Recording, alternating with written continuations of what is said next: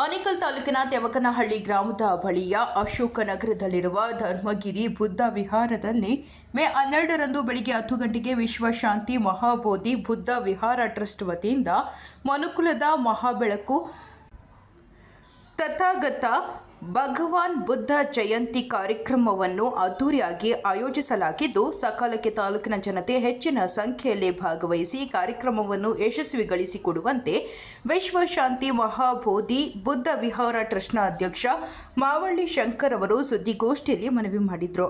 ಹಾಗೆಯೇ ಸರ್ಜಾಪುರದ doctor B R. Ambedkar ಆಟದ ಮೈದಾನದಿಂದ ಧರ್ಮಗಿರಿ ಬುದ್ಧ ವಿಹಾರದವರೆಗೆ ಮೆರವಣಿಗೆ, ಬುದ್ಧ ವಂದನೆ, ಪಂಚಶೀಲಗಳನ್ನು ನೀಡುವುದು, ಧಮ್ಮ ದೀಕ್ಷೆ, ಪ್ರವಚನ, ಧ್ಯಾನ, ಬೌದ್ಧ ಹಾಡುಗಳು, ನಂತರ ಅತಿಥಿಗಳಿಂದ ಮತ್ತು ಟ್ರಸ್ಟ್ನ ಪದಾಧಿಕಾರಿಗಳಿಂದ ಹಿತನುಡಿ ಸೇರಿದಂತೆ ಹಲವು ಕಾರ್ಯಕ್ರಮಗಳನ್ನು ಆಯೋಜಿಸಲಾಗಿದ್ದು, ಸಕಾಲಕ್ಕೆ ಬೌದ್ಧ ಕುಟುಂಬದವರು, ಅಂಬೇಡ್ಕರ್ ಅನುಯಾಯಿಗಳು, ಪ್ರಗತಿಪರ ಸಂಘಟನಾಕಾರರು ಭಾಗವಹಿಸಿ ಕಾರ್ಯಕ್ರಮವನ್ನು ಯಶಸ್ವಿಗೊಳಿಸಿಕೊಡುವಂತೆ ವಿಶ್ವ ಶಾಂತಿ ಮಹಾಬೋಧಿ ಬುದ್ಧ ವಿಹಾರ ಟ್ರಸ್ಟ್ನ ಪದಾಧಿಕಾರಿಗಳು ಸುದ್ದಿಗೋಷ್ಠಿಯಲ್ಲಿ ತಿಳಿಸಿದರು.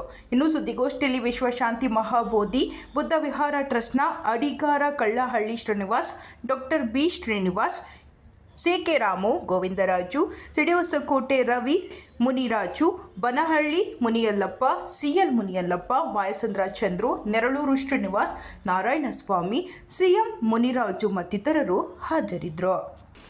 ವಿಶ್ವಶಾಂತಿ ಮಹಾಬೋಧಿ ಬುದ್ಧವಿಹಾರ ಟ್ರಸ್ಟ್ ವತಿಯಿಂದ ಹಮ್ಮಿಕೊಂಡಿರುವಂತಹ ಪತ್ರಿಕಾಗೋಷ್ಠಿಗೆ ಆಗಮಿಸಿರುವಂತಹ ಎಲ್ಲ ಆತ್ಮೀಯ ಮಾಧ್ಯಮದ ಬಂಧುಗಳೇ ಮತ್ತು ವಿಶ್ವಶಾಂತಿ ಮಹಾಬೋಧಿ ಬುದ್ಧವಿಹಾರ ಟ್ರಸ್ಟ್ನ ಪದಾಧಿಕಾರಿಗಳಾದಂಥ ಡಾಕ್ಟರ್ ಶ್ರೀನಿವಾಸರವರೇ, ಎಂ. ಮುನಿಯಲ್ಲಪ್ಪನವರೇ, ಗೋವಿಂದರಾಜ್ ಅವರೇ, ಮುನ್ರಾಜ್ ಧ್ವಂಸಂದ್ರ ಮತ್ತು ಸಂಪಂಗೇರಿ ಮುನ್ರಾಜ್ರವರೇ, C K. Ramu, M. Venkatesh, P. Srinivas, K. Narayanaswamy, Manju Ravan, C. Krishnappa, Anjinappa ಮತ್ತು ಇನ್ನು ವಿಶೇಷ ಆಹ್ವಾನಿತ ಸದಸ್ಯರುಗಳ ಒಂದು ಸಮ್ಮುಖದಲ್ಲಿ ಇದೇ ತಿಂಗಳು ದಿನಾಂಕ 12/5/2025 ನಡೀತಾ ಇರುವಂತಹ 2569ನೇ ಬುದ್ಧ ಜಯಂತಿಯ ಸಲುವಾಗಿ ಕಾರ್ಯಕ್ರಮವನ್ನು ಹಮ್ಮಿಕೊಳ್ಳುವ ಬಗ್ಗೆ ಇವತ್ತು ಈ ಪತ್ರಿಕಾಗೋಷ್ಠಿಯನ್ನು ಈ ಒಂದು ಟ್ರಸ್ಟ್ ವತಿಯಿಂದ ನಾವು ಆಯೋಜನೆ ಮಾಡಿದ್ದೇವೆ. ಬಹುಶಃ ಜಗತ್ತಿನಲ್ಲಿ ಯುದ್ಧ ವಿರೋಧಿ ಧರ್ಮ ಮತ್ತು ಮೌಢ್ಯದ ವಿರುದ್ಧ ಮತ್ತು ಜನರಲ್ಲಿ ಒಂದು ವೈಚಾರಿಕ ಪ್ರಜ್ಞೆಯನ್ನು ಮೂಡಿಸೋದಕ್ಕೆ ಮತ್ತು ದುಃಖದಿಂದ ಜನರನ್ನು ವಿಮೋಚನೆಗೊಳಿಸಲಿಕ್ಕೆ ಬುದ್ಧ ಗುರು ನಡೆಸಿದಂತಹ ಒಂದು ಧಾರ್ಮಿಕ ಆಂದೋಲನ, ಅದರ ಮೂಲಕ ಇಡೀ ಜಗತ್ತು ಇವತ್ತು ಆ ಒಂದು ಶಾಂತಿ ಮತ್ತು ಕರುಣೆಯಿಂದ ಬದುಕನ್ನು ಸಾಗಿಸೋದಕ್ಕೆ ಸಾಧ್ಯ ಆಗಿದೆ. ಬೌದ್ಧ ಧರ್ಮವು ನಮ್ಮ ರಾಷ್ಟ್ರದ ಒಂದು ಅನರ್ಘ್ಯವಾದಂತಹ ಸಂಪತ್ತು. ಜಗತ್ತಿನಲ್ಲಿ ಎಲ್ಲ ಧರ್ಮಗಳು ಅವರದೇ ಆದಂತಹ ವಿಚಾರಗಳನ್ನು ಬೋಧಿಸುವಾಗ ಮನುಕುಲದ ಒಳಿವಿಗಾಗಿ, ಒಳಿತಿಗಾಗಿ ತಥಾಗತರು ಅನೇಕ ಶಾಂತಿಯುತವಾದಂಥ ಮಾರ್ಗಗಳನ್ನು ನಮಗೆ ತೋರಿಸಿರೋದನ್ನು ನಾವು ಇಲ್ಲಿ ಗಮನಿಸಬೇಕು. ಬಾಬಾ ಸಾಹೇಬ್ ಅಂಬೇಡ್ಕರ್ ಅವರು ಕೂಡ ಅವರು ಬುದ್ಧ ತತ್ವದಲ್ಲಿ, ಬೌದ್ಧ ಧಮ್ಮದಲ್ಲಿ ನಂಬಿಕೆಯನ್ನು ಇಟ್ಟು 1956ರಲ್ಲಿ ಅವರು ಬೌದ್ಧ ಧರ್ಮವನ್ನು ಸ್ವೀಕರಿಸಿದ್ರು. ಅವರ ಅನುಯಾಯಿಗಳು ಕೂಡ ಬೌದ್ಧ ಧರ್ಮವನ್ನು,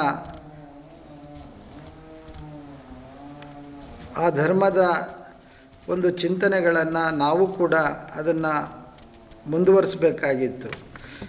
ಆದರೆ ಬಹುಶಃ ಅನೇಕ ಬಾಬಾ ಸಾಹೇಬ್ ಅಂಬೇಡ್ಕರ್ ಅವರ ಅನುಯಾಯಿಗಳು ಇವತ್ತು ಆ ನಿಟ್ಟಿನಲ್ಲಿ ಕಾರ್ಯಪ್ರವೃತ್ತರಾಗ್ತಿರೋದು ಕಡಿಮೆ ಆಗ್ತಾ ಇದೆ ಅನ್ನೋದನ್ನು ನಾವಿಲ್ಲಿ ಗಮನಿಸಬೇಕಾಗತ್ತೆ. ಬಾಬಾ ಸಾಹೇಬರು ಅವರು ತಮ್ಮ ಕೊನೆಯ ದಿನಗಳಲ್ಲಿ ಬಹುದೊಡ್ಡ ಆಶಯವನ್ನು ಇಟ್ಕೊಂಡಿದ್ದರು. ಬಹುಶಃ ನನ್ನ ನಂತರ ಈ ಧರ್ಮವನ್ನು ಉಳಿಸುವ ಕೆಲಸವನ್ನು ನನ್ನ ಸಮುದಾಯ ಮಾಡುತ್ತೆ ಅನ್ನುವಂಥ ಬಹುದೊಡ್ಡ ಆಸೆಯನ್ನು ಅವರು ಇಟ್ಕೊಂಡಿದ್ದರು. ಆದರೆ ಅದಕ್ಕೆ ಎಲ್ಲೋ ಒಂದು ರೀತಿಯಲ್ಲಿ ಹಿನ್ನಡೆ ಆಗ್ತಾ ಇರೋದನ್ನು ನಾವು ಗಮನಿಸಬೇಕು. ಬೌದ್ಧ ಧರ್ಮವು ಈ ನೆಲದ ಮಾನವೀಯವಾದಂಥ ಧರ್ಮ ಮತ್ತು ಈ ಧರ್ಮವನ್ನು ಅನೇಕ ಸಾಮ್ರಾಟರು ತಮ್ಮ ಅಧಿಕೃತವಾದಂಥ ರಾಜ ಭಾಷೆಯಾಗಿ ರಾಜಧರ್ಮವಾಗಿ ಅದನ್ನು ಪಾಲಿಸ್ತಾ ಇದ್ದದನ್ನು ನಾವು ಇತಿಹಾಸದಲ್ಲಿ ನೋಡಬೇಕು. ಬೌದ್ಧ ಧರ್ಮವು ಭಾರತದ ಸುಮಾರು 1500 ವರ್ಷಗಳ ಕಾಲ ಈ ದೇಶದ ರಾಜಧರ್ಮವಾಗಿ ಅದು ಬಂದಿದ್ದನ್ನು ಮತ್ತು ಅನೇಕ ಸಾಮ್ರಾಟರುಗಳು ವಿಶೇಷವಾಗಿ ಅಶೋಕ ಮಹಾರಾಜರು ಆ ಧರ್ಮವನ್ನು ಬೆಳೆಸೋದರಲ್ಲಿ ಬಹುದೊಡ್ಡ ಅವರ ಒಂದು ಚಿಂತನೆ ಇದೆ ಅನ್ನೋದನ್ನು ನಾವು ಈ ಸಂದರ್ಭದಲ್ಲಿ ಗಮನಿಸಬೇಕಾಗುತ್ತೆ. ಹಾಗೆಯೇ ಕಾನಿಷ್ಕ ಆಗಿರ್ಬೋದು, ಗೌತಮಿಪುತ್ರ ಶಾತಕರ್ಣಿ, ಹರ್ಷವರ್ಧನ, ಮಿಲಿಂಡರ್, ಈ ಅನೇಕ ರಾಜರುಗಳು ಈ ಧರ್ಮವನ್ನು ಪರಿಪಾಲನೆ ಮಾಡ್ತಾಯಿದ್ರು ಮತ್ತು ತಮ್ಮ ರಾಜ್ಯದಲ್ಲಿ ಈ ಧರ್ಮಕ್ಕೆ ಹೆಚ್ಚಿನ ಆದ್ಯತೆಯನ್ನು ಕೊಟ್ಟಿದ್ದನ್ನು ನಾವು ಇತಿಹಾಸದಲ್ಲಿ ನಾವು ನೋಡಬೇಕಾಗತ್ತೆ.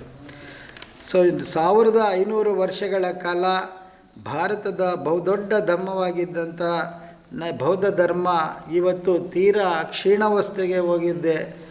ಅದಕ್ಕೆ ಉತ್ತರಗಳನ್ನು ಕಾರಣವನ್ನು ನಾವೇ ಕಂಡುಕೊಳ್ಬೇಕಾಗಿದೆ. ಸೊ ಆ ಹಿನ್ನೆಲೆಯಲ್ಲಿ ಬಾಬಾ ಸಾಹೇಬ್ ಅಂಬೇಡ್ಕರ್ ಅವರು ಈ ಧರ್ಮವನ್ನು ಮತ್ತೊಮ್ಮೆ ಈ ನೆಲದಲ್ಲಿ ಚಿಗುರಿಸುವ ಬಹುದೊಡ್ಡ ಕಾರ್ಯವನ್ನು ಅವರು ಕೈಗೊಂಡಿದ್ದಾರೆ. ಹಾಗಾಗಿ ಬಾಬಾ ಸಾಹೇಬರ ಅನುಯಾಯಿಗಳಾದಂಥ ನಾವುಗಳು ಇದನ್ನು ತುಂಬ ಗಂಭೀರವಾಗಿ ಪಾಲಿಸಬೇಕು ಅನ್ನುವಂಥ ಮಾತನ್ನು ಈ ಸಂದರ್ಭದಲ್ಲಿ ಹೇಳ್ತಾ, ಏನು ನಮ್ಮ ಬುದ್ಧ ವಿಹಾರ ಟ್ರಸ್ಟು ಹಮ್ಮಿಕೊಂಡಿರುವಂತಹ ಈ ಒಂದು ಬುದ್ಧ ಜಯಂತಿ ಪ್ರಯುಕ್ತ ಕಾರ್ಯಕ್ರಮಗಳನ್ನು ಆಯೋಜಿಸಿದ್ದಾರೆ.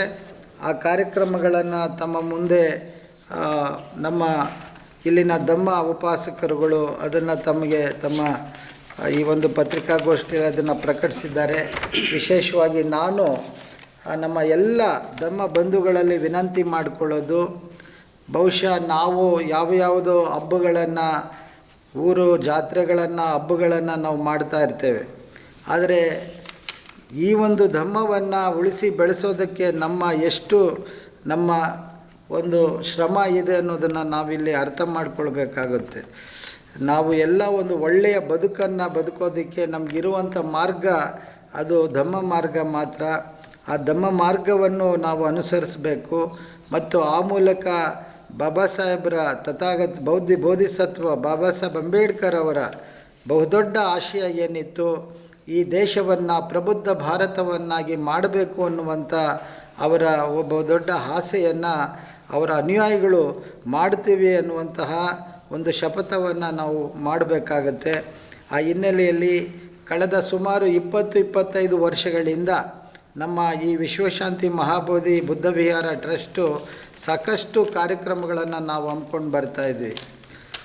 ಸೊ ಆ ಒಂದು ಹಿನ್ನೆಲೆಯಲ್ಲಿ ಈ ಒಂದು ಕಾರ್ಯಕ್ರಮಕ್ಕೆ ಈ ಭಾಗದ ಎಲ್ಲ ನಮ್ಮ ಬಂಧುಗಳು, ಬೌದ್ಧ ಚಿಂತಕರು ತಾವೆಲ್ಲರೂ ಕೂಡ ಇದರಲ್ಲಿ ಈ ಒಂದು ಬೌದ್ಧ ಉಪಾಸಕರ ಏನು ನಮ್ಮ ಬುದ್ಧ ಜಯಂತಿ ಇದೆ, ಆ ಬುದ್ಧ ಜಯಂತಿಯಲ್ಲಿ ಪ್ರತಿಯೊಬ್ಬರೂ ಇದರಲ್ಲಿ ಪಾಲ್ಗೊಳ್ಳಬೇಕು ಮತ್ತು ತಥಾಗತರ ವಿಚಾರಗಳನ್ನು ತಿಳ್ಕೊಳ್ಬೇಕು ಮತ್ತು ಈ ಭಾಗದಲ್ಲಿ ಧಮ್ಮ ಹೆಚ್ಚು ಅದು ಜನರ ಮಧ್ಯೆ ಆ ಧಮ್ಮ ವಿಸ್ತರಿಸ್ಕೊಳ್ಳೋದಕ್ಕೆ ನಮ್ಮ ಎಲ್ಲ ಕೆಲಸ ಕಾರ್ಯಗಳನ್ನು ನಾವು ಬದಿಗೊತ್ತಿ ಧಮ್ಮವನ್ನು ಬೋಧಿಸುವ, ಧಮ್ಮವನ್ನು ಕಟ್ಟುವ ಈ ಕೆಲಸದಲ್ಲಿ ನಾವು ಹೆಚ್ಚು ತೊಡಗಿಸ್ಕೊಳ್ಬೇಕು ಅನ್ನುವಂಥ ಮಾತನ್ನು ಈ ಸಂದರ್ಭದಲ್ಲಿ ನಾನು ಹೇಳೋಕ್ಕೆ ಇಷ್ಟಪಡ್ತೇನೆ.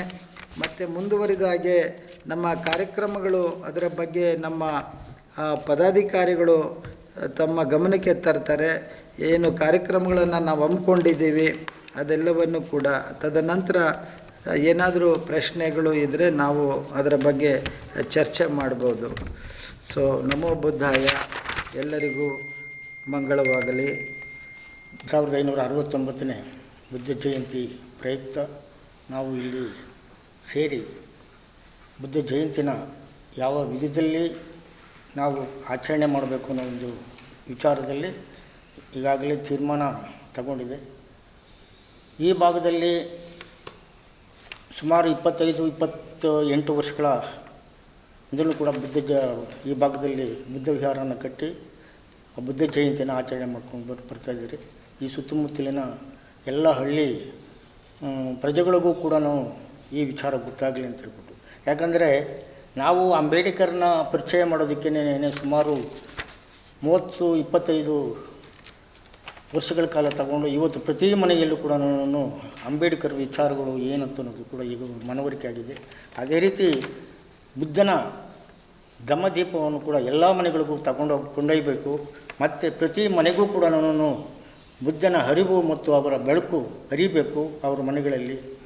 ಆಗ ಇಲ್ಲಿ ನಾವು ಒಂದು ಜಾತಿರಹಿತ ಧಮ್ಮವನ್ನು ನಾವು ಸ್ಥಾಪನೆ ಮಾಡ್ಬೋದು ಅನ್ನೋ ಉದ್ದೇಶದಲ್ಲಿ ನಾವು ಇಲ್ಲಿ ಈ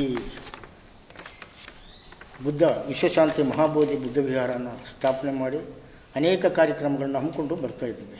ಯಾಕಂದರೆ ಬುದ್ಧ ಒಬ್ಬ ಬುದ್ಧ ರಾಜ ಆಗಿರೋದ್ರಿಂದ ಆ ಬುದ್ಧನ ಕಾಲಘಟ್ಟದಲ್ಲಿದ್ದಂಥ ರಾಜರು ಧಮ್ಮವನ್ನು ಅತಿ ಬೇಗನೆ ಪ್ರಚಾರ ಮಾಡಿದ್ರು. ಇಲ್ಲಿ ಧಮ್ಮ ಬೆಳೆಯಿತು ಭಾರತದಲ್ಲಿ.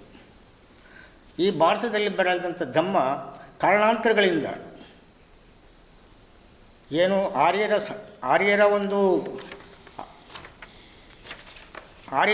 ಆಳ್ವಿಕೆ ಕಾಲದಲ್ಲಿ ಸಂಘರ್ಷ ನಡೆದು ಇಲ್ಲಿ ಧಮ್ಮ ಹೊರದೇಶಗಳಿಗೆ ಹೋಯಿತು. ಇಲ್ಲಿ ಧಮ್ಮ ಇಲ್ಲದಂತಾಗಿ ಇಲ್ಲಿ ಜಾತಿ ವ್ಯವಸ್ಥೆ ಒಂದು ಧರ್ಮ ಹುಟ್ಕೊಳ್ತು. ಇದರಿಂದ ಈ ವ್ಯವಸ್ಥೆನ ನಾವು ಅಳಿಸಾಕಬೇಕು ಅಂತ ಹೇಳಿ ಅನೇಕ ರೀತಿಯಲ್ಲಿ ಹೋರಾಟಗಳನ್ನು ತಗೊಂಡು ಎಲ್ಲ ಕಡೆಯೂ ಕೂಡ ನಾವು ಪ್ರಯತ್ನ ಪಟ್ಟರೂ ಕೂಡ ಈ ಧಮ್ಮದ ಹರಿವು ಇನ್ನೂ ಯಾರಿಗೂ ಗೊತ್ತಾಗ್ತಾ ಇಲ್ಲ. ಇದರ ಬಗ್ಗೆ ಅನೇಕ ಪುಸ್ತಕಗಳು ಕೂಡ ಕನ್ನಡದಲ್ಲಿ ಅನೇಕ ಪುಸ್ತಕಗಳು ಕೂಡ ಅದು ಪ್ರಚಾರಕ್ಕೆ ಪಬ್ಲಿಸಿಟಿ ಆಗಬೇಕು. ಆ ಪುಸ್ತಕಗಳನ್ನ ಓದ್ತಾ ಆ ಬುದ್ಧ ಧರ್ಮದ ಒಂದು ವಿಚಾರಗಳು ಆ ಜನಗಳಿಗೆ ಮನವರಿಕೆ ಆಗ್ತಾ ಒಂದು ಬದಲಾವಣೆಯನ್ನು ಕಾಣ್ಬೋದು. ಏನೇ ಒಂದು ಬದಲಾವಣೆ ಕಾಣಬೇಕಾದ್ರೆ ಒಂದು ಅಧಿಕಾರದ ಸಹಾಯದಿಂದ ಇದು ಒಂದು ಬದಲಾವಣೆಯನ್ನು ಕಾಣ್ಬೋದು. ಯಾಕಂದರೆ ಈ ಅಧಿಕಾರದಿಂದ ಅಶೋಕ ಚಕ್ರವರ್ತಿ ಅಧಿಕಾರದಲ್ಲಿ ಇದ್ದಿದ್ದರಿಂದ ಆ ಬುದ್ಧ ಧಮ್ಮ ಮತ್ತೆ ಪ್ರಚಾರನ ತಗೊಳ್ತು.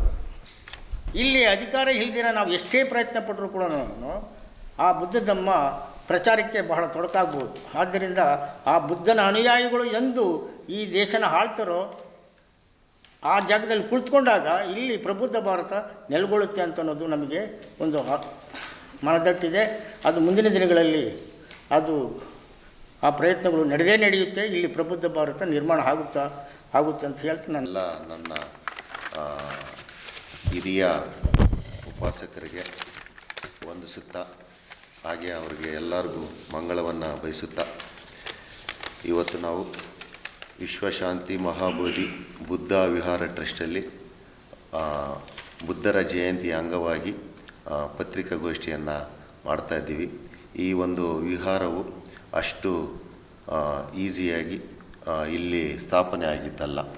ಇದಕ್ಕೆ ನಮ್ಮ ಹಿರಿಯರಾದಂತಹ ಮಾವಳ್ಳಿ ಶಂಕರಣ್ಣವರು, ಗೋಪಾಲ್ ಅವರು, ಇನ್ನೂ ನಾನಾ ಈ ತಾಲೂಕಿನ ಮುಖಂಡರುಗಳ ಶ್ರಮದ ಪ್ರತಿಫಲವಾಗಿ, ಹೋರಾಟದ ಪ್ರತಿಫಲವಾಗಿ ಈ ವಿಶ್ವಶಾಂತಿ ಮಹಾಬೋಧಿ ಟ್ರಸ್ಟು ಇವತ್ತು ಇಲ್ಲಿ ಸ್ಥಾಪನೆಯಾಗಿದೆ. ಅವರಿಗೆಲ್ಲರಿಗೂ ಅವರೆಲ್ಲ ಹೋರಾಟಗಾರರಿಗೂ ಎಲ್ಲರಿಗೂ ಮಂಗಳವಾಗಲಿ ಅಂತ ನಾನು ಈ ಕಾರ್ಯಕ್ರಮದ ಮುಖಾಂತರ ಕೋರ್ತಾ, ಅದರ ಜೊತೆಯಲ್ಲಿ ಏನು ನಾವು ಬುದ್ಧ ಜಯಂತಿಯ ಅಂಗವಾಗಿ ಇವತ್ತು ನಾವೆಲ್ಲ ಸೇರಿದ್ದೀವಿ. ಇದರ ಪೂರಕವಾಗಿ 1931ರಲ್ಲಿ ಬ್ರಿಟಿಷ್ ಸರ್ಕಾರ ಏನು ಜಾತಿ ಗಣತಿ ಮಾಡಿದಾಗ ಇಲ್ಲಿ ಬರೀ 1,50,000 ಬಿಕ್ಕುಗಳು ಮಾತ್ರ ಇಲ್ಲಿ ನಮ್ಮ ದೇಶದಲ್ಲಿ ಇದ್ದರು. ಅಷ್ಟು ನಶಿಸಿ ಹೋಗಿತ್ತು ಈ ದೇಶದಲ್ಲಿ ಬೌದ್ಧ ಧರ್ಮ. ತದನಂತರ ಈ ಬೌದ್ಧ ಧರ್ಮಕ್ಕೆ ಜೀವವನ್ನು ಕೊಟ್ಟಂತಹ ನಮ್ಮ ಡಾಕ್ಟರ್ ಬಾಬಾ ಸಾಹೇಬ್ ಅಂಬೇಡ್ಕರ್ ಅವರು ಏನಾದರೂ ಈ ದೇಶದಲ್ಲಿ ಹುಟ್ಟದಿರ ಹೋಗಿದ್ದಿದ್ರೆ, ಅವರೇನಾದರೂ ಬೌದ್ಧ ಧರ್ಮವನ್ನು ಸ್ವೀಕಾರ ಮಾಡಿರಲಿಲ್ಲ ಅಂದಿದ್ದರೆ ಇವತ್ತು ಬೌದ್ಧ ಧರ್ಮ ಈ ದೇಶದಲ್ಲಿ ಸುಳಿವೇ ಇರ್ತಾ ಇರಲಿಲ್ಲ. ಹಾಗಾಗಿ ನಾವು ಏನು ಅಂಬೇಡ್ಕರ್ ಅವರ ಅನುಯಾಯಿಗಳಿದ್ದೀವಿ, ಅವರ ವಾರಸುದಾರರಿದ್ದೀವಿ, ನಾವೆಲ್ಲ ಸೇರಿ ಇವತ್ತು ಈ ಧಮ್ಮವನ್ನು ಪ್ರಪಂಚದ ಮಟ್ಟಕ್ಕೆ ಮತ್ತೊಮ್ಮೆ ಎತ್ಕೊಂಡು ಹೋಗೋ ಜವಾಬ್ದಾರಿ ಪ್ರತಿಯೊಬ್ಬರ ಮೇಲಿದೆ. ಅದರ ಜೊತೆಯಲ್ಲಿ ಏನು ಈ ವಿಹಾರನೂ ಅಷ್ಟೇ, ಈ ವಿಹಾರವನ್ನು ತುಂಬ ಶ್ರಮಪಟ್ಟು ಕಟ್ಟಿರೋದ್ರಿಂದ ಇದನ್ನು ಸಹ ನಾವು ವಿಶ್ವ ಮಟ್ಟದಲ್ಲಿ ಈ ವಿಹಾರವನ್ನು ಕಟ್ಟೋ ಪ್ರಯತ್ನವನ್ನು ನಾವೆಲ್ಲ ಸೇರಿಕೊಂಡು ಎಲ್ಲ ತಾಲೂಕಿನ ಎಲ್ಲ ಹಿರಿಯರು ಎಲ್ಲ ಹೋರಾಟಗಾರರು ಸೇರಿ ಕಟ್ಟಬೇಕಾಗಿದೆ. ಆ ನಿಟ್ಟಿನಲ್ಲಿ ಮುಂದಿನ ದಿನಗಳಲ್ಲಿ ಎಲ್ಲರೂ ಸೇರಿ ಒಟ್ಟಿಗೆ ಕೆಲಸ ಮಾಡಬೇಕಾಗಿದೆ. ಹಾಗಾಗಿ ಈ ಒಂದು ಬುದ್ಧ ಜಯಂತಿಗೆ ಎಲ್ಲ ಅಂಬೇಡ್ಕರ್ ಅನುಯಾಯಿಗಳು, ಎಲ್ಲ ಬುದ್ಧನ ಅನುಯಾಯಿಗಳು, ಆಮೇಲೆ ಏನು ಈ ಭೂಮಿನಲ್ಲಿ ಶಾಂತಿ ಬಯಸುವವರು ಎಲ್ಲರೂ ಈ ಕಾರ್ಯಕ್ರಮದಲ್ಲಿ ಭಾಗವಹಿಸಿ ಈ ಕಾರ್ಯಕ್ರಮವನ್ನು ಯಶಸ್ವಿ ಮಾಡಬೇಕಾಗಿ ಈ ಪತ್ರಿಕೆ ಮುಖಾಂತರ ಕೇಳ್ಕೊಂಡು ದಿನಾಂಕ 12/5/25 ಸೋಮವಾರ ನಡೆಯಲಿರುವ ಈ ಭಗವಾನ್ ಬುದ್ಧ ಜಯಂತಿ ಕಾರ್ಯಕ್ರಮಕ್ಕೆ ತಾವೆಲ್ಲರೂ ತಮ್ಮ ಕುಟುಂಬ ಸಮೇತ, ತಮ್ಮ ಸ್ನೇಹಿತರ ಸಮೇತ ಎಲ್ಲರೂ ಬಂದು ಈ ಕಾರ್ಯಕ್ರಮವನ್ನು ಅತ್ಯಂತ ಯಶಸ್ವಿಯಾಗಿ ನಡೆಸಿಕೊಡಬೇಕೆಂದು ಈ ಮುಖಾಂತರ, ಈ ಪ್ರೆಸ್ ಮುಖಾಂತರ ಕೇಳಿಕೊಳ್ಳುತ್ತಾ ನನ್ನ 2 ಮಾತುಗಳನ್ನು ಮುಗಿಸಿಕೊಟ್ಟು 12ನೇ ತಾರೀಕು ಜಗತ್ತಿಗೆ ಶಾಂತಿಯನ್ನು ಬಯಸಿದಂಥ ವಿಶ್ವಗುರು ತಥಾಗತ ಭಗವಾನ್ ಬುದ್ಧರ 2569ನೇ ಜನ್ಮದಿನವನ್ನು, ಜಯಂತಿಯನ್ನು ಇವತ್ತು ವಿಶ್ವಶಾಂತಿ ಮಹಾಬೋಧಿ ಬುದ್ಧಿವಾರ ಹಮ್ಮಿಕೊಂಡಿದೆ. ಈ ಒಂದು ಜಯಂತಿ ಅಂಗವಾಗಿ ಸರ್ಜಾಪುರದಲ್ಲಿರ್ತಕ್ಕಂಥ ಪರಮಪೂಜ್ಯ ಬೋಧಿಸತ್ವ ಡಾಕ್ಟರ್ ಬಾಬಾ ಸಾಹೇಬ್ ಅಂಬೇಡ್ಕರ್ ಅವರ ಪ್ರತಿಮೆಗೆ ಮಾಲಾರ್ಪಣೆ ಮಾಡೋದ್ರ ಮುಖಾಂತರ ಅಲ್ಲಿಂದ ಪೂಜ್ಯ ಬಂತೇಜಿಗಳಾಗಿರ್ತಕ್ಕಂಥ ಅನಿರುದ್ಧ ಬಂತೇಜಿಯವರ ನೇತೃತ್ವದಲ್ಲಿ ಅಲ್ಲಿಂದ ಧಮ್ಮಯಾತ್ರೆಯನ್ನು ಹೊರಟು ಬೆಳಗ್ಗೆ 10 ಗಂಟೆಗೆ ಧಮ್ಮಯಾತ್ರೆಯನ್ನು ಹೊರಟು ಅಲ್ಲಿಂದ ಮೆರವಣಿಗೆ ಮುಖಾಂತರ ಈ ವಿಶ್ವಶಾಂತಿ ಮಹಾಬೋಧಿ ಬುದ್ಧವಿಹಾರ ಹತ್ರ ಬಂದು ಇಲ್ಲಿ ಸ್ಟೇಜ್ ಕಾರ್ಯಕ್ರಮ ಇದೆ. ಈ ಒಂದು ಕಾರ್ಯಕ್ರಮದಲ್ಲಿ ಬುದ್ಧ ವಂದನೆ ಭರತನಾಟ್ಯ ಕಾರ್ಯಕ್ರಮ ಮತ್ತು ಬುದ್ಧನ ಗೀತೆಗಳನ್ನು ಆಡುವಂಥದ್ದು, ಮತ್ತು ಈ ಒಂದು ಕಾರ್ಯಕ್ರಮದಲ್ಲಿ ನಮ್ಮ ಜನಪ್ರಿಯ ಶಾಸಕರಾಗಿರ್ತಕ್ಕಂಥ ಬಿ ಶಿವಣ್ಣನವರು ಈ ಕಾರ್ಯಕ್ರಮಕ್ಕೆ ಬರ್ತಾಯಿದ್ದಾರೆ. ಮತ್ತು ಅದೇ ರೀತಿಯಾಗಿ ನಮ್ಮ ಎಕ್ಸೈಡ್ ಫ್ಯಾಕ್ಟ್ರಿನ ಪೆರಿಯಾರನ ಚಿಂತಕರಾಗಿರ್ತಕ್ಕಂಥ ರಾಜೇಂದ್ರನರವರು ಮತ್ತು ಬೇರೆ ಬೇರೆ ವಿಚಾರವಂತರು ಬರ್ತಾಯಿದ್ದಾರೆ. ಮತ್ತು ಇಲ್ಲಿ ಬುದ್ಧ ವಂದನೆ, ಧಮ್ಮ ವಂದನೆ, ಸಂಘ ವಂದನೆ ಮತ್ತು ಪಂಚಶೀಲ ಕೊಡುವಂಥದ್ದು, ದೀಕ್ಷಾ ಕಾರ್ಯಕ್ರಮ ಎಲ್ಲವೂ ಕೂಡ ಕಾರ್ಯಕ್ರಮ ಹಮ್ಮಿಕೊಂಡಿದ್ದೇವೆ. ಈ ಒಂದು ಕಾರ್ಯಕ್ರಮಕ್ಕೆ ಈ ಸುತ್ತಮುತ್ತಲಿನ ಎಲ್ಲ ಪ್ರಗತಿಪರ ವಿಚಾರವಂತರು, ಅಂಬೇಡ್ಕರ್ ಅನುಯಾಯಿಗಳು, ಬೌದ್ಧ ಕುಟುಂಬದವರು ಮತ್ತು ಬುದ್ಧನ ಬಗ್ಗೆ ಬುದ್ಧನ ಬಗ್ಗೆ ಗೌರವ ಇರ್ತಕ್ಕಂಥವ್ರು ಎಲ್ಲರೂ ಸಹ ಈ ಒಂದು ಕಾರ್ಯಕ್ರಮಕ್ಕೆ ಬರಬೇಕು. ಈ ಕಾರ್ಯಕ್ರಮದ ಯಶಸ್ಸನ್ನು ಮಾಡೋದ್ರ ಮುಖಾಂತರ ಮತ್ತು ಈ ಒಂದು ಬುದ್ಧ ಧರ್ಮವನ್ನು ಈ ನೆಲದಲ್ಲಿ ಜೀವಂತವಾಗಿಡುವಂಥ ಕೆಲಸವನ್ನು ಮಾಡಬೇಕಂತ ಈ ಸಂದರ್ಭದಲ್ಲಿ ನಾನು ಈ ಒಂದು ಪತ್ರಿಕಾಗೋಷ್ಠಿ ಮುಖಾಂತರ ಎಲ್ಲ ತಾಲೂಕಿನ ಜನತೆಯಲ್ಲಿ ಈ ಒಂದು ಕಾರ್ಯಕ್ರಮಕ್ಕೆ ತಮ್ಮ ಕುಟುಂಬ ಪರಿವಾರ ಸಮೇತ ಈ ಕಾರ್ಯಕ್ರಮಕ್ಕೆ ಬರಬೇಕಂತ ಹೇಳಿ ಪ್ರೀತಿಪೂರ್ವಕವಾಗಿ ನಾನು ಅವರಲ್ಲಿ ವಿನಂತಿಯನ್ನು ಮಾಡ್ತೀನಿ. ಮತ್ತು 11ನೇ ತಾರೀಕು ಇದೇ ವಿಹಾರದಲ್ಲಿ ಮಕ್ಕಳಿಗೆ ಶಿಬಿರವನ್ನು, ಸಮ್ಮರ್ ಕ್ಯಾಂಪನ್ನು ಆಯೋಜನೆ ಮಾಡಿದ್ವಿ. ಅಲ್ಲಿ ಮಕ್ಕಳಿಗೆ ಧ್ಯಾನವನ್ನು ಮಾಡಿಕೊಳ್ಳುವಂಥದ್ದು ಮತ್ತು ಬೇರೆ ಬೇರೆ ರೀತಿಯಂಥ ಇದನ್ನು ನಮ್ಮ ಪೂಜ್ಯ ಬಂತೇಜಿಯವರು ತಿಳಿಸ್ಕೊಡ್ತಾರೆ. ಆ 2 ದಿವಸದ ಕಾರ್ಯಕ್ರಮಗಳು ಸಹ ಇದೆ. ಆ ಕಾರ್ಯಕ್ರಮ ನಂತರ ಬುದ್ಧ ಪೂರ್ಣಿಮೆ ಕಾರ್ಯಕ್ರಮ ನಡೀತದೆ. 1949 ಟೆಂಪಲ್ ಆ್ಯಕ್ಟಲ್ಲಿ 4 ಜನ ಹಿಂದೂಗಳು, 4 ಜನ ಬೌದ್ಧ ಭಿಕ್ಕುಗಳು, ಒಂದು ಜಿಲ್ಲಾಡಳಿತ DC ಒಳಗೊಂಡು ಒಂದು ಸಮಿತಿ ಮಾಡಿದ್ದಾರೆ. ಆ ಸಮಿತಿಯಲ್ಲಿ ಏನೇ ತೀರ್ಮಾನ ಮಾಡಿದ್ರು ಕೂಡ ಹಿಂದೂಗಳ ಪರವಾಗಿ ಹೋಗ್ತಾ ಇದೆ. ಅಲ್ಲೇನು ಸಾಮ್ರಾಟ್ ಅಶೋಕರು ದೇವಸ್ಥಾನ ಬುದ್ಧ ವಿಹಾರ ಕಟ್ಟಿದ್ದಾರೆ, ಇವತ್ತರೆಗೂ ಡೆವಲಪ್ಮೆಂಟ್ ಮಾಡೋಕ್ಕೆ ಬಿಡಲಿಲ್ಲ. ಅಲ್ಲಿ ಕಾರಣ ಒಂದೇ, ಮೆಜಾರಿಟಿ ಹಿಂದೂ ಪೂಜಾರಿಗಳು ಅಲ್ಲಿದ್ದಾರೆ.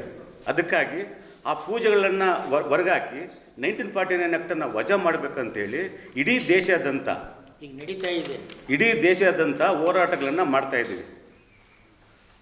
ಆ ಆ್ಯಕ್ಟನ್ನು ಲಾಸ್ಟು ಒಂದು 1 ಇಯರ್ ಬ್ಯಾಕು ಬಿಹಾರದಲ್ಲಿ ಕೂಡ ನಾವೆಲ್ಲ ಹೋಗಿದ್ದೀವಿ, ಅಲ್ಲಿ ಹೋರಾಟವನ್ನು ಮಾಡಿದ್ವಿ.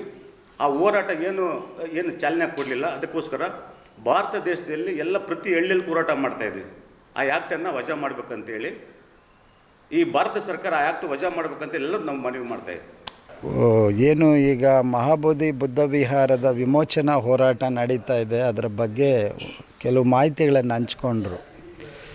ಐತಿಹಾಸಿಕವಾಗಿ ಮಹಾಬೋಧಿ ಬುದ್ಧ ವಿಹಾರ ಅನ್ನುವಂಥದ್ದು ಬೌದ್ಧರ ಅತ್ಯಂತ ಪವಿತ್ರವಾದಂತಹ ಸ್ಥಳ ಅದು.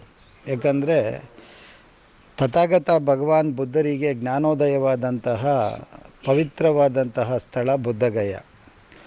ಆ ಬುದ್ಧಗಯ ಅಲ್ಲಿ ತಥಾಗತರು ನಿಬ್ಬಾಣ ಹೊಂದಿದ ನಂತರದ ದಿನಗಳಲ್ಲಿ ಅದನ್ನು ಅನೇಕ ರಾಜರುಗಳು ಕಾಪಾಡ್ಕೊಂಡು ಬಂದರು. ಮೊದಲನೇದಾಗಿ ಅಶೋಕ ಮಹಾರಾಜರು, ಧಮ್ಮಪ್ರಿಯ ಅಶೋಕ ಮಹಾರಾಜರು, ಸಾಮ್ರಾಟ್ ಅಶೋಕರು ಆ ಬುದ್ಧಗಯ ಒಂದು ಟೆಂಪಲನ್ನು ಕಟ್ಟಿಸಿದ್ರು ಅನ್ನೋದು ಇತಿಹಾಸದಲ್ಲಿ ದಾಖಲೆಯಾಗಿದೆ. ತದನಂತರ ಬೌದ್ಧ ಧರ್ಮ ಅನೇಕ ಕಾರಣಗಳಾಗಿ ವೈದಿಕ ಪಿತೂರಿಗೆ ಒಳಗಾಗಿ ಅನೇಕ ಬಿಕ್ಕುಗಳ ಅವರ ರುಂಡಗಳನ್ನು ಚಂಡಾಡಿದ್ದು, ಬಿಕ್ಕುಗಳನ್ನು ಅಮಾನುಷವಾಗಿ ಕೊಂದದ್ದು ಇತಿಹಾಸದಲ್ಲಿ ದಾಖಲೆಯಾಗಿದೆ. ಸೊ ಕ್ರಮೇಣ ಬೌದ್ಧ ಧರ್ಮ ಅದು ಅದರ ಒಂದು ಪ್ರಖರತೆಯನ್ನು ಇಲ್ಲಿ ಕಳ್ಕೊಳ್ತು. ಅದಾದ ಮೇಲೆ ಬ್ರಿಟಿಷರು ಭಾರತಕ್ಕೆ ಬಂದ ನಂತರ ಅನೇಕ ರೀತಿಯ ಎಕ್ಸ್ಕವೇಷನ್ಸ್ಗಳನ್ನು, ಅಂದರೆ ನಾವೇನು ಹೇಳ್ತೀವಿ ಉತ್ಖನಗಳನ್ನು ಮಾಡಿದ ಮೇಲೆ ನಮಗೆ ಸಿಕ್ಕಿದ್ದು ಸಾಂಚಿ ಸ್ತೂಪ. ಸಾಂಚಿಯಲ್ಲಿ ನಮಗೆ ಸ್ತೂಪ ಸಿಕ್ತು, ಅಜಂತ ಮತ್ತು ಎಲ್ಲೋರಗಳು ಸಿಕ್ತು, ಮತ್ತು ಕರ್ನಾಟಕದಲ್ಲಿ ಸನ್ನತಿ, ಅಶೋಕ ಮಹಾರಾಜರ ಸನ್ನತಿ ಏನು ಬೌದ್ಧರ ಒಂದು ಐತಿಹಾಸಿಕ ಕುರುಹುಗಳು ಕೂಡ ಇಲ್ಲಿ ಸಿಕ್ಕಿದ್ದಾವೆ. ಮತ್ತು ಮೊಟ್ಟ ಮೊದಲನೇ ಬಾರಿಗೆ ಅಶೋಕ ಮಹಾರಾಜರ ಚಿತ್ರ ನಮಗಿಲ್ಲಿ ಸಿಕ್ಕಿದೆ, ಸನ್ನತಿಯಲ್ಲಿ ಅವರ ಕುಟುಂಬ ಸಿಕ್ಕಿದೆ. ಇದೆಲ್ಲವೂ ಕೂಡ ಚರಿತ್ರೆ. ಆದರೆ ತದನಂತರ ಏನಾಯಿತು, ಯಾವಾಗ ಬ್ರಾಹ್ಮಣ ಆಳ್ವಿಕೆಗಳು ಶುಂಗ ಬ್ರಾಹ್ಮಣ ಆಳ್ವಿಕೆಗಳು ಆರಂಭ ಆದ ಮೇಲೆ ನಿರಂತರವಾಗಿ ಬೌದ್ಧ ಧರ್ಮದ ದಾಳಿ ಆಯಿತು. ಬೌದ್ಧ ಧರ್ಮ ತನ್ನ ಇದನ್ನು ಕಳ್ಕೊಳ್ತಾ ಹೋಯಿತು. ಅದಾದಮೇಲೆ ಈಗ ತಾವು ಗಮನಿಸಿದ ಹಾಗೆ ಈಗ ಸಿಖ್ಖರಿಗೆ ಗುರುದ್ವಾರಗಳಿದ್ದಾವೆ, ಹಾಗೆ ಇಸ್ಲಾಂಗೆ ಮುಸಲ್ಮಾನರಿಗೆ ಮಸೀದಿಗಳಿದ್ದಾವೆ, ಹಾಗೆಯೇ ಕ್ರೈಸ್ತರಿಗೆ ಅವ್ರಿಗೆ ಚರ್ಚ್ಗಳಿದ್ದಾವೆ. ಸೊ ಹಿಂದೂಗಳಿಗೆ ಟೆಂಪಲ್ಗಳಿದ್ದಾವೆ. ಹಾಗೆ ಬೌದ್ಧರಿಗೆ ಏನಿರಬೇಕು, ಬೌದ್ಧ ವಿಹಾರಗಳಿರಬೇಕೋ ಬೇಡವೋ? ಈಗ ನಾವು ಹೋಗಿ ಚರ್ಚಲ್ಲಿ ನಾವು ಅದನ್ನು ಕ್ಲೈಮ್ ಮಾಡ್ಕೊಳ್ಳೋಕ್ಕಾಗತ್ತಾ? ನಮಗೆ ಅಲ್ಲಿ ಜಾಗ ಕೊಡ್ರಿ, ಅವಕಾಶ ಕೊಡ್ರಿ ಅನ್ನೋಕ್ಕಾಗತ್ತಾ?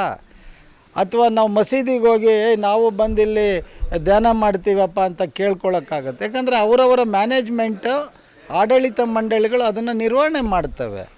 ಆಗಿದ್ದಾಗ ಬುದ್ಧ ವಿಹಾರ ಯಾರ ಅಧೀನದಲ್ಲಿರಬೇಕು? ಬೌದ್ಧರ ಅಧೀನದಲ್ಲಿರಬೇಕು.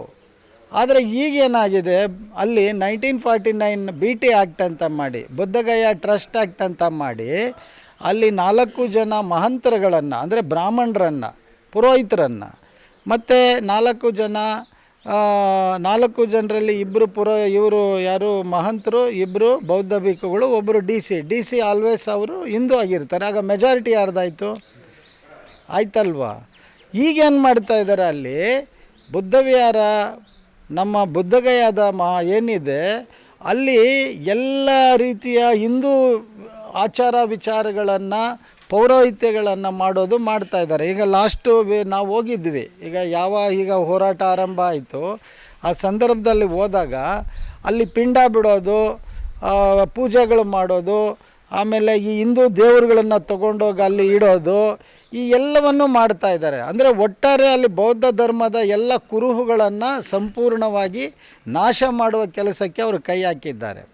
ಸೊ ಹಾಗಾಗಿ ಈಗ ದೊಡ್ಡ ರೀತಿಯಲ್ಲಿ ಹೋರಾಟ ಆಗ್ತಾಯಿದೆ. 1991ರಲ್ಲಿ ಜಪಾನ್ನಿಂದ ಬಂದಂತಹ ಅರ್ಜುನ್ ಅವರು ಸುರೈ ಸುಸಯ್ಯ ಅನ್ನೋರು ಬಹುದೊಡ್ಡ ಹೋರಾಟವನ್ನು ಮಾಡಿದ್ರು. ಈಗ ಮತ್ತೆ ಅದೇ ಹೋರಾಟ ಈಗ ಆರಂಭ ಆಗಿದೆ. ಅಶೋಕ್ ಲಾಮ ಅಂತ ಹೇಳಿ ಒಬ್ಬರು ಅದರ ಹೋರಾಟ ಮಾಡ್ತಾ ಇದ್ದಾರೆ. ಈಗ ನಾವು ಕೇಳೋದು ಇಷ್ಟೇ, ಅವರವರ ಪವಿತ್ರವಾದಂತಹ ಏನಿದ್ದಾವೆ ಧಾರ್ಮಿಕ ಆಚರಣಾ ಸ್ಥಳಗಳೇನಿದ್ದಾವೆ ಅದು ಅವರ ಅಧೀನದಲ್ಲಿರಬೇಕು ಅನ್ನೋದು ನಮ್ಮ ವಾದ. ಮತ್ತು ಐತಿಹಾಸಿಕವಾಗಿ ಅದು ಬುದ್ಧ ವಿಹಾರ ಬೌದ್ಧರ ಕೈಯಲ್ಲಿರಬೇಕು ಅನ್ನೋದು ನಮ್ಮ ವಾದ. ಆ ಹಿನ್ನೆಲೆಯಲ್ಲಿ ಇವತ್ತು ದೊಡ್ಡ ಹೋರಾಟ ಆಗ್ತಾಯಿದೆ. ಈಗ ಮೊನ್ನೆ ಏನಾಗಿದೆ, ಪಾಟ್ನಾದಲ್ಲಿ ಬುದ್ಧ ವಿಹಾರದ ಹತ್ರ ಹೋರಾಟ ಮಾಡಬೇಕಾದ್ರೆ ಬಿಹಾರ ಸರ್ಕಾರ ಅಮಾನುಷವಾಗಿ ಅವ್ರ ಮೇಲೆ ದೌರ್ಜನ್ಯ ಮಾಡಿದ್ದಾರೆ. ಅಲ್ಲಿ ಪ್ರತಿಭಟನೆ ಮಾಡ್ತಾ ಇರೋರನ್ನ ಅಲ್ಲಿಂದ ತೆರವುಗೊಳಿಸಿದ್ದಾರೆ. ಆದರೂ ನಿಂತಿಲ್ಲ, ಈಗ ಮತ್ತೆ ಆರಂಭ ಮಾಡಿದ್ದಾರೆ. ಇದು ಇಡೀ ದೇಶದ ಬೌದ್ಧರಿಗೆ ಆಗ್ತಾ ಇರುವಂಥ ಬಹುದೊಡ್ಡ ಅನ್ಯಾಯ. ಆ ದೌರ್ಜನ್ಯ ಮಾಡ್ತಾ ಇದೆ. ಕೇಂದ್ರ ಸರ್ಕಾರ ಇದರಲ್ಲಿ ಮಧ್ಯಪ್ರವೇಶ ಮಾಡಬೇಕು ಮತ್ತು ಆ ಒಂದು ಕರಾಳ ಆ್ಯಕ್ಟ್ ಏನಿದೆಯಲ್ಲ ಆ ಕರಾಳ ಆ್ಯಕ್ಟನ್ನು ಅದನ್ನು ರಿಪೀಲ್ ಮಾಡಬೇಕು, ಅಂದರೆ ವಾಪಸ್ ತಗೋಬೇಕು, ಅದನ್ನು ನಿಷೇಧ ಮಾಡಬೇಕು. ಜೊತೆಗೆ ಆ ಸ್ಥಳವನ್ನು ಬೌದ್ಧರಿಗೆ ಒಪ್ಪಿಸಬೇಕು. ಇವತ್ತಲ್ಲ ನಾಳೆ ಇದು ಬೌದ್ಧರಿಗೆ ಸಿಕ್ಕುತ್ತೆ. ಇದು ಅಂತಾರಾಷ್ಟ್ರೀಯ ಮಟ್ಟದಲ್ಲಿ ಈಗ ಚರ್ಚೆ ಆಗ್ತಾ ಇದೆ. ಸೊ ಹಾಗಾಗಿ ನಾವು ಕೂಡ ಆ ಹೋರಾಟದಲ್ಲಿ ನಾವು ಕೂಡ ಸರ್ಕಾರವನ್ನು ಒತ್ತಾಯ ಮಾಡ್ತಾಯಿದ್ದೀವಿ, ಕೇಂದ್ರ ಸರ್ಕಾರವನ್ನು. ಅದರಲ್ಲೂ ಕೂಡ ಅಲ್ಲಿ ಏನು ಹೋರಾಟ ಆಗ್ತಾಯಿದೆ ಆ ಹೋರಾಟವನ್ನು ದಮನಕಾರಿಯಾಗಿ ಮಾಡೋದನ್ನು ನಾವು ಯಾರೂ ಕೂಡ ಅದಕ್ಕೆ ನಮ್ಮ ಒಂದು ದೊಡ್ಡ ಖಂಡನೆ ಇದೆ. ಸೊ ಇದನ್ನು ದಯವಿಟ್ಟು ತಾವು ನಮ್ಮ ವಾಹಿನಿ ಮೂಲಕ ಸಾಮಾನ್ಯರ ಗಮನಕ್ಕೆ ತರಬೇಕು ಅನ್ನುವಂಥದ್ದು. ಜೈ ಭೀಮ್, ನಮ ಬುದ್ಧಾಯ. ಏನು ವಿಶ್ವಶಾಂತಿ ಮಹಾಬೋಧಿ ಬುದ್ಧ ಟ್ರಸ್ಟ್ ತಾಲೂಕಿನಹಳ್ಳಿಯಿಂದ ಮನುಕುಲದ ಮಹಾಬೆಳಕು ತಥಾಗತ ಭಗವಾನ್ ಬುದ್ಧರ 2569ನೇ ಬುದ್ಧ ಜಯಂತಿಯ ಅಂಗವಾಗಿ ಬುದ್ಧ ವಿಹಾರ ತ್ಯಾವಕ್ನಹಳ್ಳಿಯಲ್ಲಿ ಆಯೋಜನೆ ಮಾಡಿದ್ದು. ಈ ಕಾರ್ಯಕ್ರಮಕ್ಕೆ, ಈ ಐತಿಹಾಸಿಕ ಕಾರ್ಯಕ್ರಮಕ್ಕೆ ಆನೇಕಲ್ ತಾಲೂಕಿನ ಸಮಸ್ತ ನಾಗರಿಕರು ಬಂದು ಈ ಕಾರ್ಯಕ್ರಮವನ್ನು ಯಶಸ್ವಿಗೊಳಿಸಬೇಕಾಗಿ ತಮ್ಮಲ್ಲಿ ಈ ವಾಹಿನಿ ಮುಖಾಂತರ ಕೇಳ್ಕೊಳ್ತಾ ಇದ್ದೀನಿ.